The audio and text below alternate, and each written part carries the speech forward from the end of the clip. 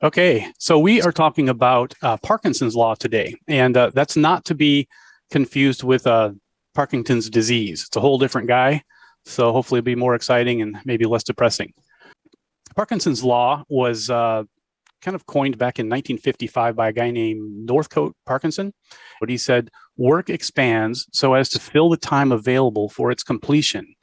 And at the time that he said that, he was really kind of criticizing some bureaucrats for their lack of efficiency. It got picked up by people, and they kind of grabbed a hold of it, and so he kind of became known for that phrase. And then so he decided to go ahead and write a book, and so he wrote a book. I think it was called Parkinson's Law, and he kind of expanded on that and talked about some different aspects of Parkinson's Law as well. So I've got right now a list of some laws that kind of come from Parkinson's Law. A few of these come from the ideas that he had in his book, and a few of them are just creatively my own that I'm adjusting to the company a bit. So whatever you don't intentionally design will be designed for you. Okay, whatever you don't intentionally design will be designed for you. And we can run most of these through that equation as we go as well, and you kind of see how that works. So they all have some kind of the base, the core in common, but yet we're still dealing with different elements of our world. So the first one that made him famous here was it was the law. Basically, I'm calling it the law of wasted time.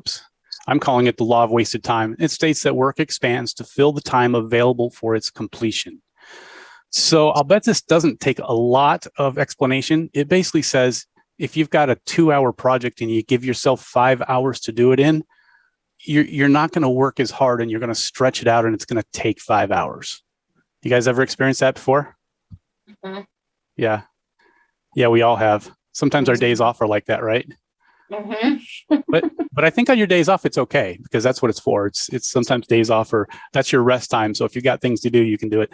But what we're really talking about here is when it's time that is designated for you to perform, for you to be in your job or doing a service for somebody, that type of thing. So work expands to fill the time available for its completion. And we're gonna summarize all of these right now, and then we'll go into each one a little bit more detailed. So, and the second one then is the law of money. And basically that means that money paid out rises to meet income. If you got it, you'll spend it. Yeah. And so this is kind of the law that says if you don't intentionally design your budget, it'll be designed for you by your appetite. Okay, for your appetite for stuff or whatever. And so that's kind of how that works with the law of money. But it's still the same thing. It's what happens when you're not intentional about it, and something happens by default instead. The third law then is the law of spatial erosion. And I know that's kind of a fancy term there, but really what it means is stuff expands to take up the space available for storage. Anybody moved into a bigger home thinking that you're going to have far more room for all your stuff, and then it just fills back up? Yeah, that's basically, it's following Parkinson's law. And anybody that has struggled with any kind of hoarding, or live with somebody that struggles with hoarding, knows that's exactly what happens. It's just going to fill back up. You can kind of see the similarities into how it deals with time and money and space. They're all very similar. If you don't fill it up with something else that's more valuable, it'll get filled up with something less valuable. So the law of communication. This is a quote that says, "The void created by the failure to communicate is soon filled with poison, drivel, and misrepresentation." So this is Parkinson's quote. So he's talking about communication. So when we fail to communicate, then the understanding is going to be something different than what you would have liked for them to understand.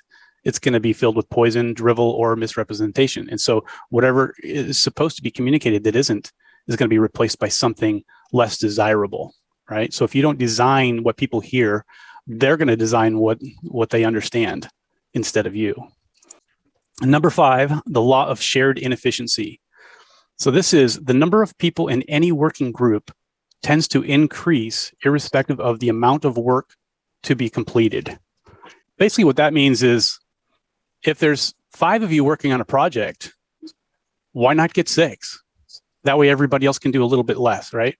Sometimes, or, I've seen this in a store too. I've walked in the store before and there's 3 people working on a task in the back room, and it's the simplest task. the more important task is being ignored. I've walked in and seen three people sorting through their spinach at one time. Like, what are you doing? There's dough to be chopped or whatever. But so sometimes we can kind of flock to whatever's simplest, and it seems like more people are drawn to those things. So the law of shared inefficiency. The law of procrastination. If there's a way to delay an important decision or action, we will find it. So it's really easy to do that. All of us struggle with this to some degrees. Some people might be a little bit less drawn because they maybe have worked past some of these in the past, but everybody's going to struggle with procrastination to some degree. And then seventh, the last one is the law of complacency. Complacency expands continuously to fill the space available for it as well. So when we're allowed to be complacent, it's kind of like an addiction. We want more, or maybe think of the word comfort in place of complacency. We get addicted to comfort, and so it's easy to fall into that trap.